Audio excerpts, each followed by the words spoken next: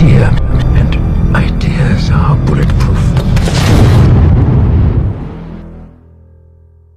Untuk episod kali ini, idea yang ingin dibentangkan adalah pindaan sebuah polisi yang mampu menyelesaikan pelbagai masalah industri padi dan beras negara. Ini selaras dengan hasrat yang amat berhormat Perdana Menteri kita Datuk Seri Anwar Ibrahim yang ingin membela nasib pesawah-pesawah yang susah.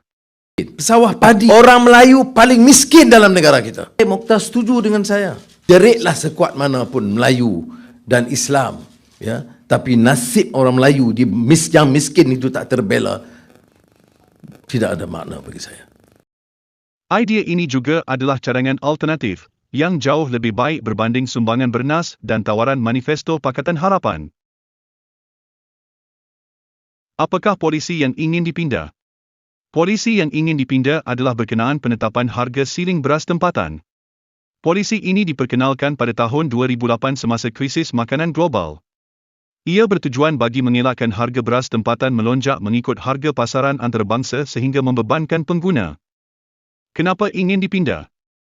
Selepas krisis tamat dan harga beras kembali stabil di pasaran antarabangsa, polisi ini telah dikekalkan. Akibatnya, kenaikan kos tanaman disebabkan inflasi telah menyebabkan polisi ini tidak lagi relevan. Ia bukan sahaja menindas pesawah, tetapi turut menindas seluruh rantaian nilai industri padi seperti pengilang.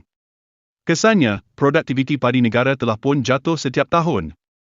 Oleh sebab itu, pada Jun 2019, YB Salahuddin Ayub telah mengumumkan cadangan pindaan polisi ini.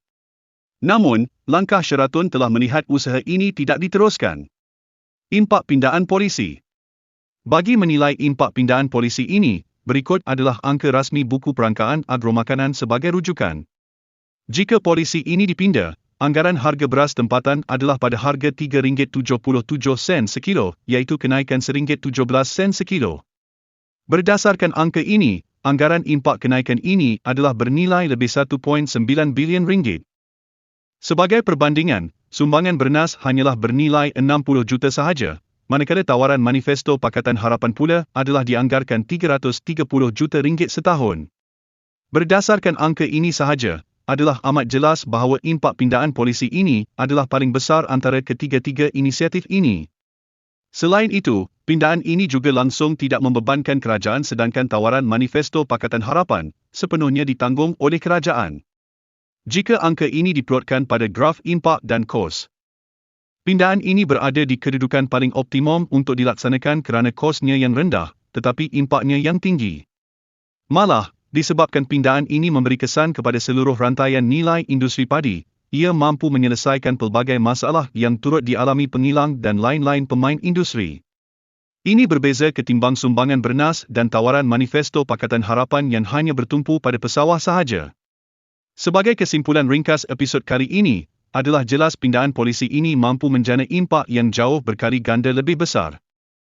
Bahkan, ia juga langsung tidak membebankan kerajaan. Malah, kesan pindaan polisi ini bukan hanya menguntungkan pesawah, tetapi turut dirasai di seluruh rantaian nilai industri padi. Justru itu, marilah sama-sama kita hayati dan insafi pengorbanan pesawah kita, yang bertungkus lumus memastikan sekuriti makanan negara kita terjamin. Setelah lebih 15 tahun kita biarkan polisi lapuk ini menindas mereka, bersempena tahun baru 2023 ini, sama-sama kita pasakkan iltizam kita untuk hentikan kepincangan ini.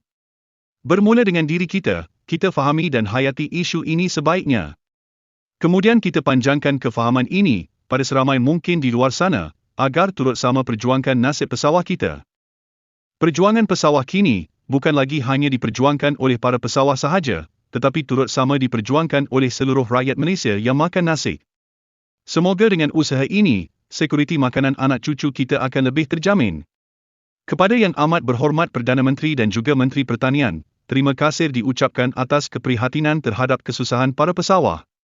Pindaan segera polisi ini dicadangkan dengan penuh harapan agar pelbagai masalah yang membelenggu industri padi dan beras ini dapat diselesaikan. Sebarang komitmen terhadap pelaksanaan pindaan ini didahulukan dengan ucapan terima kasih dan lafaz syukur Alhamdulillah.